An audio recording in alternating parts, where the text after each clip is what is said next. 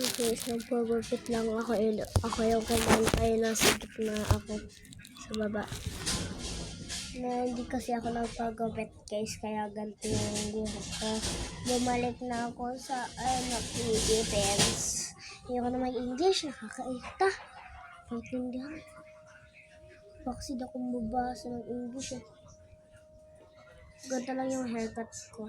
Ako kumanta ng Sibila, Sibila, what's your life? Sibila, Sibila. Yun guys. Ayoko na sa ano.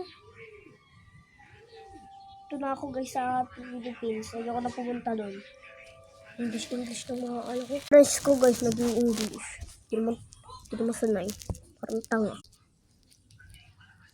Bawal nga tayo mag-Tagalog eh. Kasi